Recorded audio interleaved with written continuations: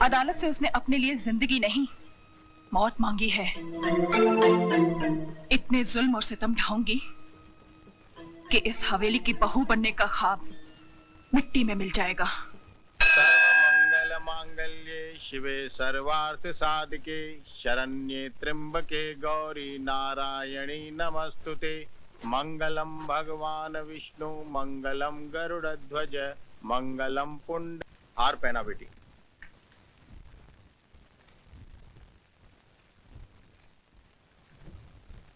अपनी पत्नी की मांग भरो।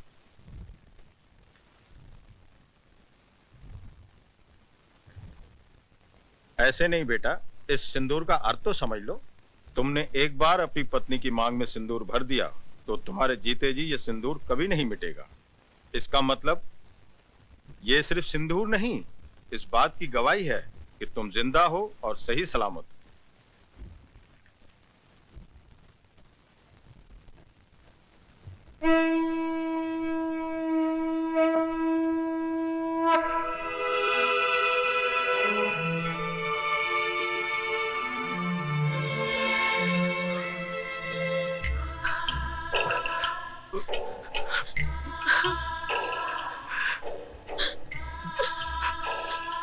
जा बेटी जा।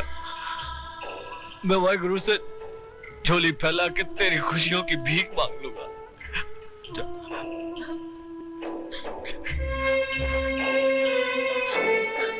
तुम्हारा अधिकार तो मैंने तुम्हें दिला दिया, लेकिन एक बात याद रखना, इस दुनिया में हक कभी मांगने से नहीं मिलता, छीनना पड़ता है।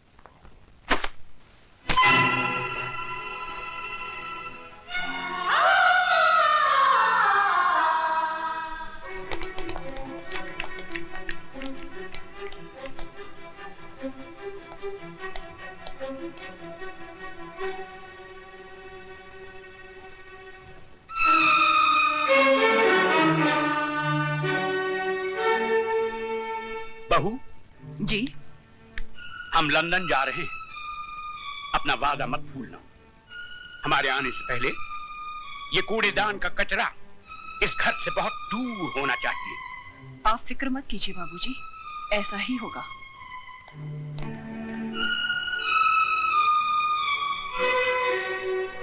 ओ महारानी, वहां कहाँ चली?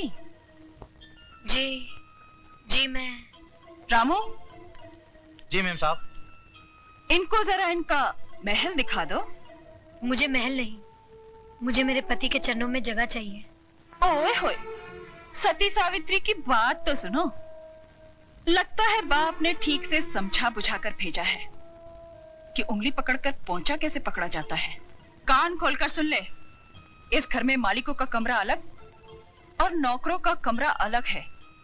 रामू जी, ले जा इसे नौकरों के कमरे में। आइए बहुरानी। खबरदार जो इसे किसी ने बहुरानी कहा, ये नौकरानी है, सिर्फ नौकरानी। शर्त, ये क्या कर रही हो तुम? ऐसा सलूक थोड़ी किया जाता है। तुम चुप रहो जी। खबरदार जो तुमने इसकी तरफदारी की तो जाओ, जाके अपना काम करो।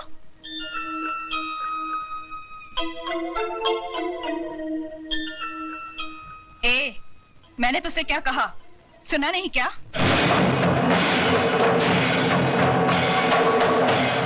सुनो बड़ी बहू रानी, ये सिंदूर बाजार में 2 पैसे में जरूर मिलता है, लेकिन जब किसी औरत की मांग में भर दिया जाता है तो इसकी कीमत भगवान भी नहीं चुका सकता।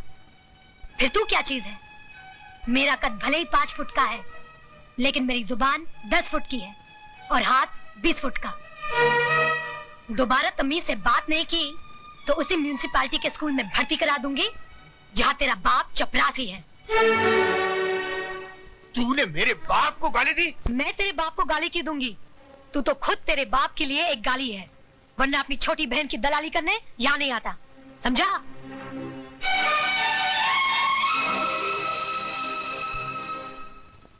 अयो स्वामी, आज खुशी का दिन है, फिर आपका बैटरी काय को डाउन है? ओए खोतिया, जिस बाप की एको एक बेटी उसके जिगर का टुकड़ा उससे दूर हो जाए तो रोएगा नहीं तो क्या भांगड़ा करेगा? देखो दारजी, हॉर्न का वायर ब्रेक में मत घुसाड़ो। अरे हमारा बहन कितना बड़ा घोर में शादी करके गया है। ये भी कोई शादी थी? मेरी बच्ची की ख्वाहिशें उसके दिल में ही रह गई। कैसे कैसे ख्वाब देखे थे उसने। बैंड बाजे के साथ उसका दूल्हा घोड़ी पे सवार होके बारात लेके आएगा, हजारों लोग उसके ब्याह में शरीक होंगे। इतना शोर ना शनाई, ऐसे बिना हुई बच्ची जैसे टोली में नहीं आरती में जा रही हो। दारजी, सदियों से माँ बाप के घर से बेटी ऐसे ही विदा होती रही है। आप तो सिर्फ दुआ कीजिए कि उस घर में खुश रहे।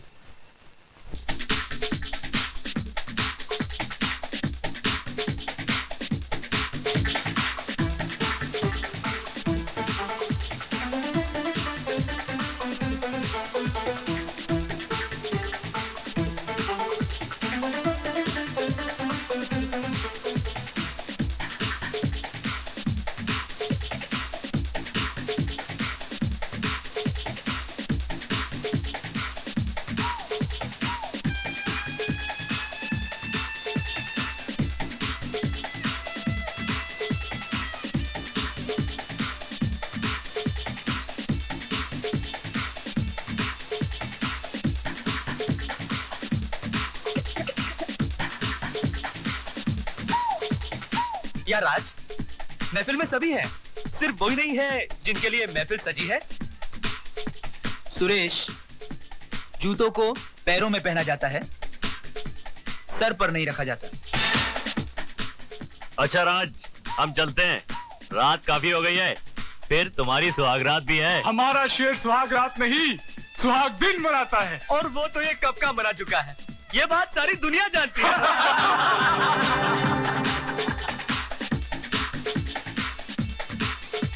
राज, हंसी मजाक बहुत हो चुका है यार, अब तो भाभी को बुलाओ।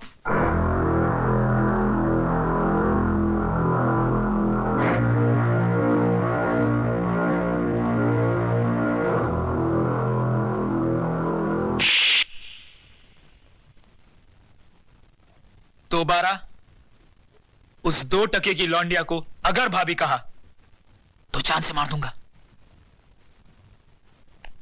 कानून ने उसे बाजार से खरीद कर सिंदूर और मंगलसूत्र तो दे दिया, मगर वो मेरे शरीर को, मेरी आत्मा को कभी हासिल नहीं कर पाएगी। Do you understand? Yes, I am sorry.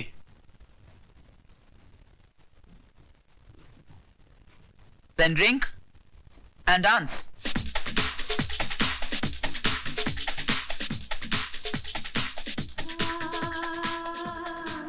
तुम्हारा अधिकार तो मैंने तुम्हें दिला दिया, लेकिन एक बात याद रखना, इस दुनिया में हक कभी मांगने से नहीं मिलता, छीनना पड़ता है।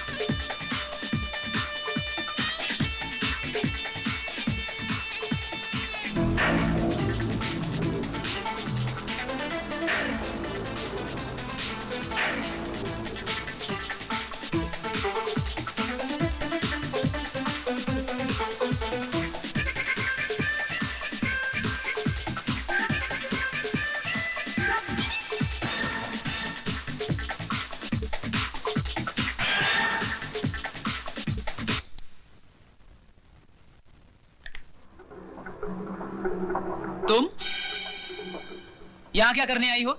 अपना अधिकार लेने। तो फिर जाओ और जाकर उसी अदालत का दरवाजा खटखटाओ।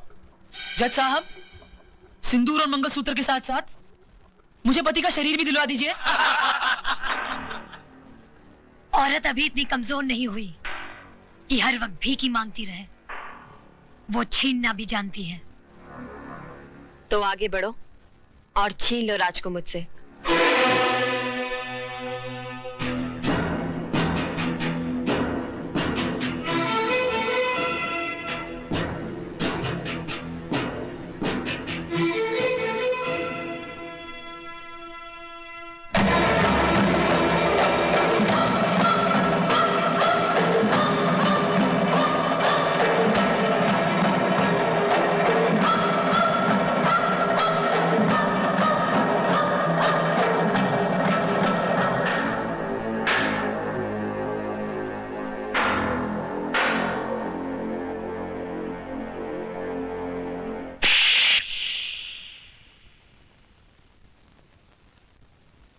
क्यों?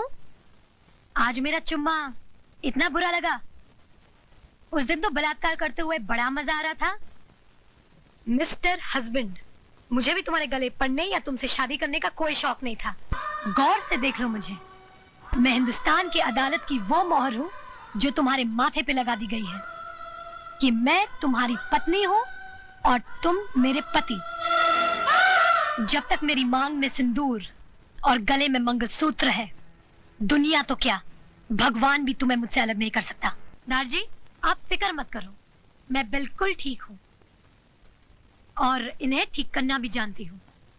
वैसे नमूना नंबर 1 तो दिखाई दिया है, धीरे धीरे बाकी के नमूने भी दिखा दूंगी। बोले सोनिहा।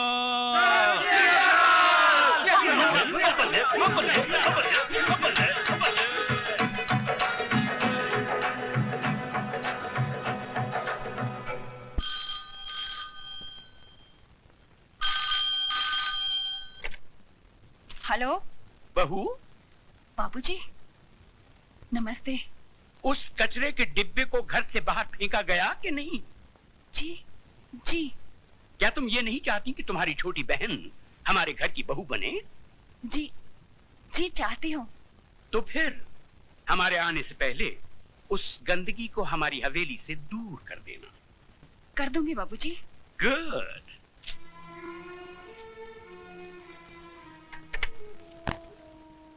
किसका फोन था दीदी? ससुर जी का। कह रहे थे कचरे का डिब्बा बाहर फेंका कि नहीं।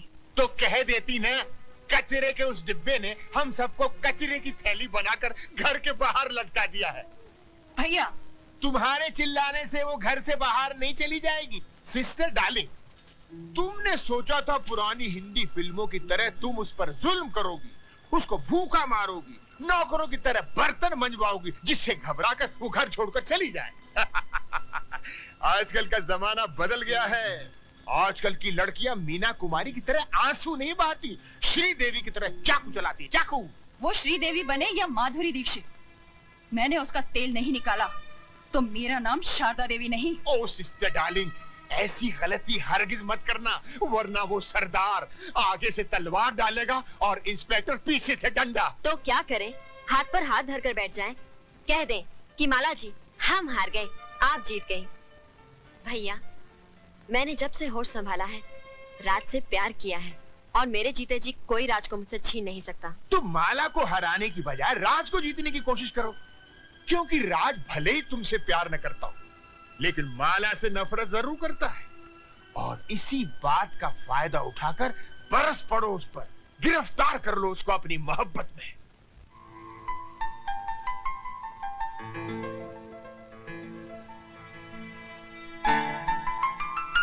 ऑफिस जा रहे हैं? तुमसे मतलब? मतलब तो है, मैं आपकी बीवी जो हूँ। मैं नहीं मानता तुम्हें अपनी बीवी। मानेंगे, आप भी मानेंगे।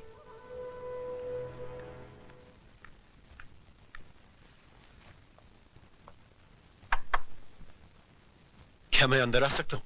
रमेश भैया, आप? अरे जीती रहो। सदा सुहागन रहो। सिर्फ मेरे आशीर्वाद से तुम सुहागन नहीं बनी रहोगी, बल्कि तुम्हें खुद अपनी सुहाग की रक्षा भी करनी पड़ेगी। क्यों? उनके ऊपर कोई मुसीबत आने वाली है? इंसान के मुकद्दर में जब दौलत आती है तो मुसीबत भी साथ लाती है। मैं कुछ समझी नहीं। शराब और जुए के नर्क से आदमी को वापस लाया जा सकता है, लेकिन अगर मर्द किसी दूसरी औरत के पल्लू से बन जाए तो उसे सिंदूर और मंगलसूत्र भी वापस नहीं ला पाएंगे।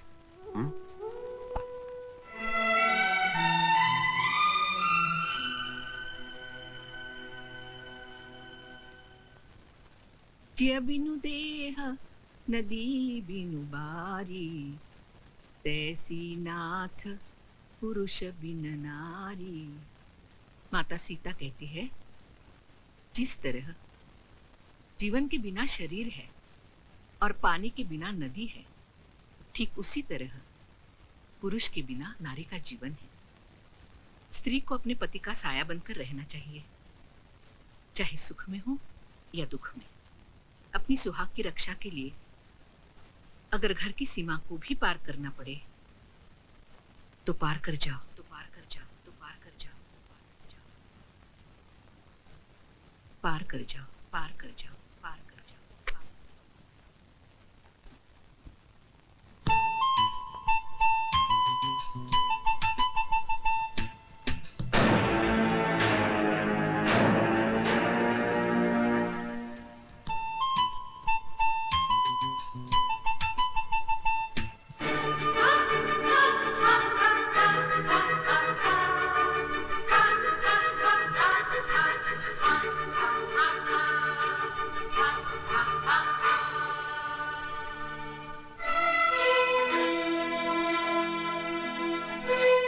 तुमको इतनी भी तमीज नहीं है कि बिना इजाजत किसी के यहाँ नहीं जाना चाहिए? तुम सिखाओगी मुझे तमीज? तमीज होती तो मेरे मर्द की बाहों में एक बाजारू औरत की तरह ना पड़ी होती। You bitch! ये अंग्रेजी गाली अपने पास ही रखना। हिंदी में एक गाली सुना दी तो सारा खानदान कब्र से बाहर आ जाएगा। माला, चिल्ला मत चुड़ैल, वरना बाल पकड़ के यहाँ से घसीटते हुए ले जाऊंगी। एक बात सुनती जाओ, जिस समय बहुत गर्मी है तो अपने बाप से कह देना, एक सांड ढूंढ के ला देगा।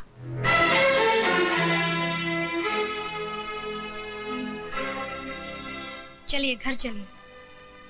मैं घर नहीं जाऊंगा, मैं यहाँ रहूंगा और मेरी मर्जी में जो आएगा मैं वो करूंगा। एक बात सुन लीजिए, औरत मर्द की हर बुराई को बर्दाश्त कर सकती है, लेकिन ये कभी बर्दाश्त नहीं कर सकती कि उसके मर्द की जिंदगी में एक दूसरी औरत आए। एक नहीं 10 औरतें आएंगी।